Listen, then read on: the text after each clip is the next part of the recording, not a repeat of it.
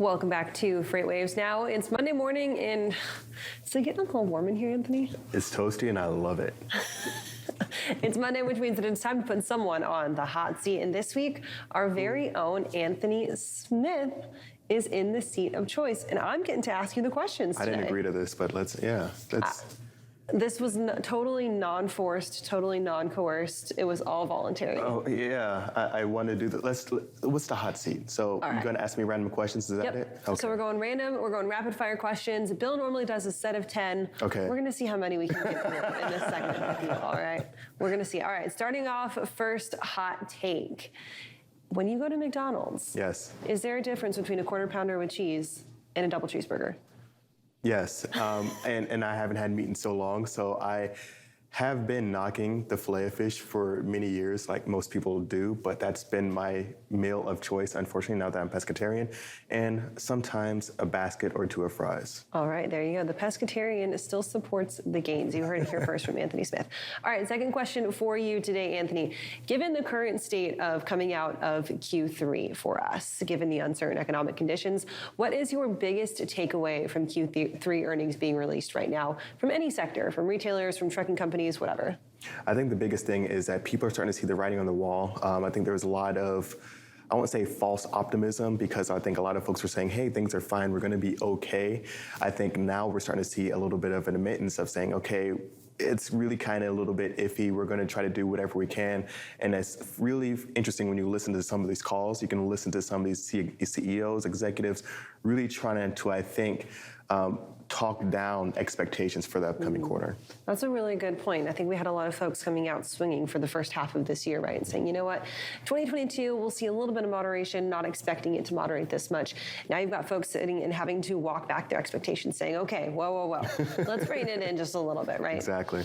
All right, next question for you. Question number 3. What is the most pointless economic indicator that regularly gets published? Sometimes I think it's GDP, because there's so many aspects that go into it, and I do still hold GDP as the gauge of, okay, are we in a recession or are we not in a recession? But there's just so many outdated things within it, and I do think we are in a recession, at least through the first half of the year, but there's just so many aspects when you're looking at imports, net imports, when you're looking at inventories, how inventory levels can start to boost some aspects of GDP. So I think there's some interesting aspects to it. I think our interpretation of it has to shift, but I do think it is still a significant indicator of recessionary trends or overall growth. All right, question 3.5 then. What is your favorite economic indicator that regularly gets published? You can't answer faux try. I was going to say faux try. I was so close to saying faux try. Okay.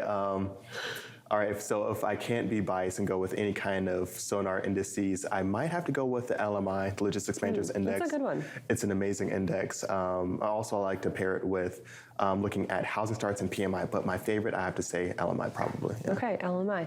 All right, question 4, involving your job here at FreightWaves. You're kind of one of the OGs. You've been here for a while, from the start, since pre-pandemic times. What has been the biggest change that you've seen in FreightWaves since pre-pandemic times?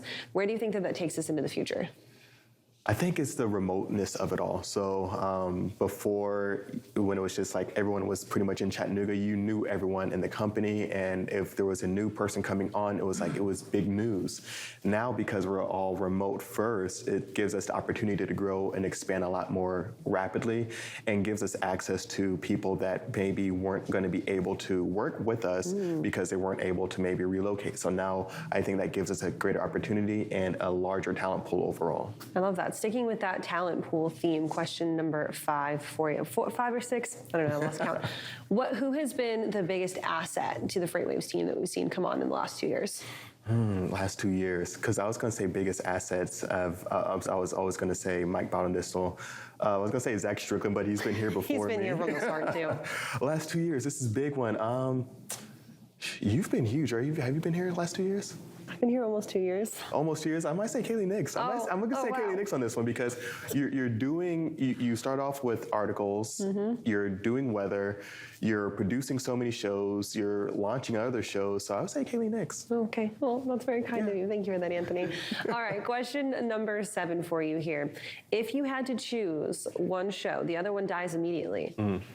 Freightonomics, Freightwaves Now, or Economy Lately? Which one are you keeping? I can only You keep can one. only keep one. Freightonomics. Okay. Freightonomics, because I mean, Freightwaves Now I think is always going to live on in any kind of way, whether it's market update. Economy Lately comes and goes. It's a passion project, and South and I are just seeing how far we can push it before someone finds out about it. So I would say Freightonomics, just to keep it,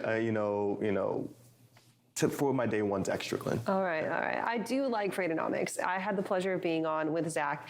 He's a good interview. He gives a really good interview. He does.